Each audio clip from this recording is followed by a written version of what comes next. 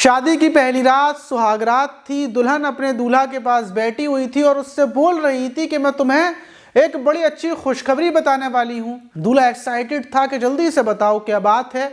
वो बोलती है कि पहले अपनी आंखें बंद करो फिर बताऊंगी, क्योंकि मैं तुम्हारी आंखों में देखकर नहीं बता पाऊंगी, बड़े खुशी की बात है। दूल्हा अपनी आंखें बंद करता है और आंखें बंद करने के बाद दुल्हन उसके हाथों को पकड़कर बोलती है कि मैं 2.5 महीने की गर्भवती हूँ। ये सुनना था कि दूल्हा आंखें खोलता है और अपने परिवार के साथ मिलकर फौरन उस लड़की की हत्या कर देता है जिससे वो अभी शादी कर आया था, क्योंकि जिस लड़की से उसने शादी की थी वो उसकी फुफेरी बहन थी, लव मैरिज की थी, कई साल प्रेम कहानी चलने के बाद, और आज सुहागरात पर उसी की हत्या कर दी। लेकिन सवाल ये कि दुल्हन जो 2.5 महीने की गर्भवती थी उसके पेट में किसका बच्चा था और दूल्हा ने उसको फौरन उसकी हत्या क्यों कर दी। इस कहानी को जब आप शुरू से सुनेंगे तो आपको यकीन नहीं होगा कि भला ऐसा भी हो सकता है। तो चलते हैं और थोड़ा विस्तार से हमेशा की तरह कहानी को शुरू से जानते हैं। तो चलते हैं।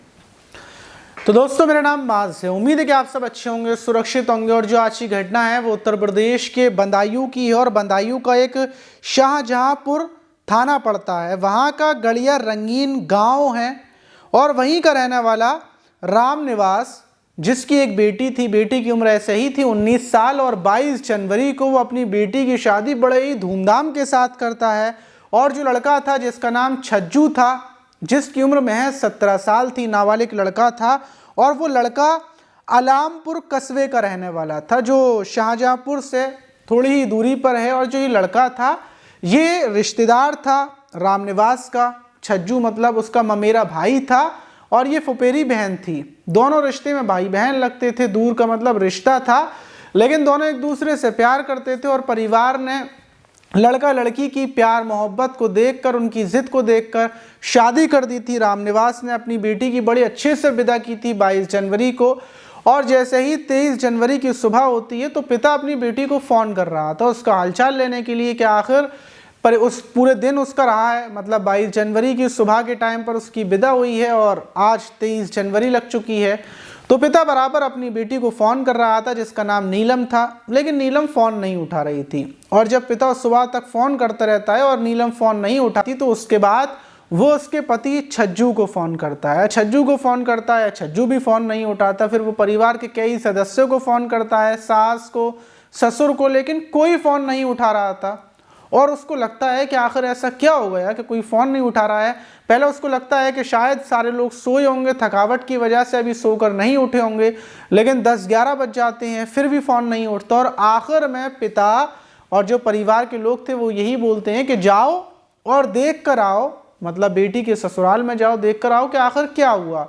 फ़ौरन पिता बाइक से अपने बेटे को बिठा कर निकलता है और अपनी बेटी की ससुराल में पहुंचता है।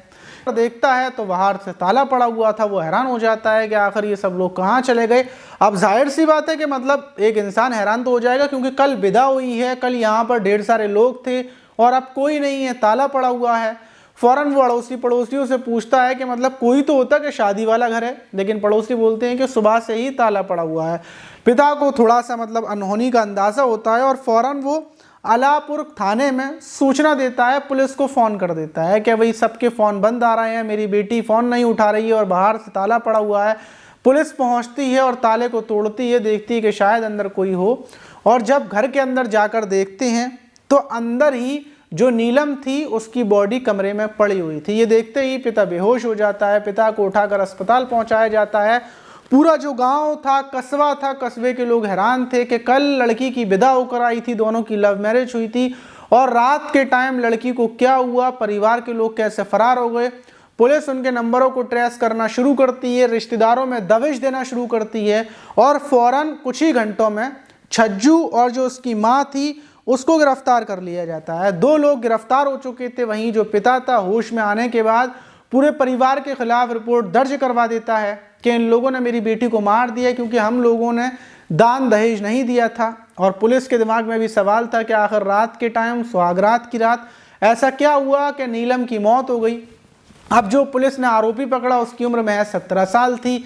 पकड़ने के बाद उससे पूछताछ की गई कि आखिर क्या हुआ। अब जो छज्जू से जब पूरी पूछताछ की गई तो छज्जू बताता है क्या ये जो लड़की थी ये मेरी फुफेरी बहन थी, मैं इसका मेरा भाई था और 1-1.5 साल पहले से हम लोगों की प्रेम कहानी चल रही थी, रिश्तेदारों में आना जाना था और प्रेम कहानी का सिलसिला चलते चलते हम लोगों में प्यार हो गया। मैंने अपने परिवार को बताया कि मैं नीलम से शादी करना चाहता हूं और नीलम ने अपने परिवार को बोला। हम लोग रिश्तेदार थे इसलिए शादी में कोई दिक्कत नहीं हुई, परिवार के लोग मान गए और 22 जनवरी को हमारी शादी हो जाती है। लेकिन शादी से पहले भी जब हम लोग घर पर हुआ करते थे तो मिलते थे, शारीरिक संबंध भी बने हैं, सब कुछ हुआ है। और जब 22 जनवरी को शादी हो गई, शादी होने के बाद मैं बड़ा खुश था क्योंकि मैं नीलम से प्यार करता था और नीलम की विदा करवा कर मैं ले आया था। सुबह के दोपहर के टाइम ही ले आया था, विदा करवा कर मैं लाता हूँ और नीलम को मतलब जो घर की रस्में होती हैं वो सब हो जाती हैं और दोपहर के लगभग 2 से 3 बजे का टाइम था, मैं नीलम को रूम में लेकर पहुँचता हूँ। वहाँ पर नीलम मुझसे बोलती है कि मैं एक बात बताना चाहती हूँ। मैं नीलम से जब पूछता हूँ कि बताओ, तो बताती है कि वो 2.5 महीने की गर्भवती है। ये सुनते ही मेरे पैरों तले ज़मीन खिसक जाती है कि भला ऐसा कैसे हो गया, संबंध तो मैंने बनाए थे लेकिन ऐसा कैसे हो गया। और दूसरी बात कि नीलम ने मुझे क्यों नहीं बताया, नीलम अब शादी के बाद ये बात क्यों बता रही है। इसीलिए शायद नीलम मेरे ऊपर शादी का ज़्यादा दबाव बनाई हुई थी क्योंकि बराबर नीलम 2.5 महीने पहले से ही शादी करने की जिद पर अड़ी हुई थी। वो ये बोल रही थी कि शादी करनी है, शादी करनी है और उसी के दबाव में आकर मैंने शादी की थी। ये सुनते ही जब नीलम मुझे गर्भवती होने की बात बताती है तो मैं कमरे से बाहर निकलता हूँ, अपनी माँ के पास पहुँचता हूँ और माँ को बताता हूँ कि नीलम 2.5 महीने की गर्भवती है। और माँ जितने भी घर में लोग थे उन सबको बता देती है, मेरे पिताजी को बता देती है, यादाराम को, मेरे पिता का नाम यादाराम है, उनको पता चलती है, सबको पता चलती है और सब यही बोलने लगते हैं कि ये जो गर्भवती हुई है ये तूने नहीं किया क्योंकि तू तो गर्भवती नहीं कर सकता, ये किसी और के साथ इसने संबंध बनाए होंगे, किसी और के साथ ये गर्भवती हुई होगी और तेरे ऊपर इसने इसका इल्ज़ाम थोप दिया, तो उससे शादी करने की जिद इसने की और ये किसी और का बच्चा है, तेरा बच्चा नहीं है। अब इन बातों से जो छज्जू था उसका दिमाग ख़राब हो जाता है, वो टेंशन में आ जाता है और वो वापस कमरे में आता है और छज्जू नीलम के पास आकर फिर दोबारा से पूछताछ करता है कि देखो तुम सही सही बता दो, तुमने मेरे अलावा किसी और के साथ संबंध बनाए हैं, ये बच्चा जो तुम्हारे पेट में है ये किसी और का है, सही सही बता दो। जब छज्जू नीलम से ये सवाल करता है तो नीलम आग बबूली हो जाती है क्योंकि नीलम ने किसी और के साथ संबंध नहीं बनाए थे, सिर्फ छज्जू से बनाए थे और छज्जू उसके कैरेक्टर पर, उसकी इज्जत पर इल्ज़ाम लगा रहा था, उसके ऊपर उंगली उठा रहा था। वो लड़का जिससे वो प्यार करती थी, ये सुनते ही जो नीलम थी वो भड़क जाती है, वो चीखने चिल्लाने लगती है कि भला तुम ऐसे कैसे कह रहे हो, मैंने तुम्हारे साथ संबंध बना लिए तो मैं ऐरी गैरी लड़की हो गई, मैं किसी के साथ भी बना लूँगी, तुम ऐसा कैसे कह सकते हो। अब छज्जू में और नीलम में बहस होती है। ये बहस की आवाज़ें बाहर के जो उसकी माँ थी वो सुनती हैं और उस टाइम पर जब घर में बहस चल रही थी तो घर में ससुर यादाराम और सास कांति और जेठ रवि और ननद अंजू और जो चचिया ससुर हैं वो लाला राम और दिनेश, ये सब लोग घर में थे और ये फ़ौरन छज्जू के कमरे में पहुंच जाते हैं।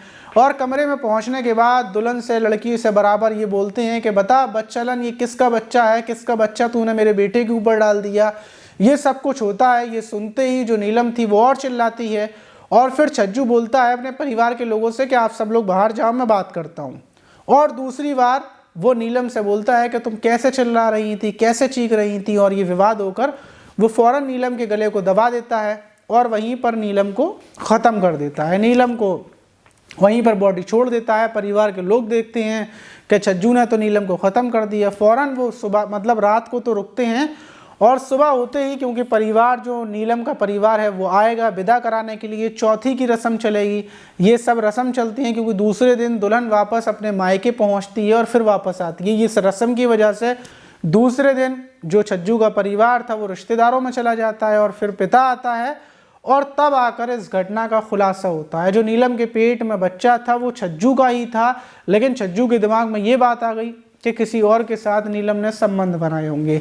और अगर नीलम उसी टाइम पर बता देती जब नीलम को पता चला था कि पेट में बच्चा है, तो उसको सच पता चल जाता कि छज्जू के दिमाग में क्या चल रहा है और शायद नीलम की ज़िंदगी बच जाती और नीलम उस टाइम पर नीलम का परिवार उसको दवा खिलाता, चाहे अस्पताल में लेकर जाता, कुछ भी करता, लेकिन नीलम की ज़िंदगी बच जाती। लेकिन नीलम ने शायद ये सोचा कि जब वो बताएगी तो छज्जू को खुशी होगी।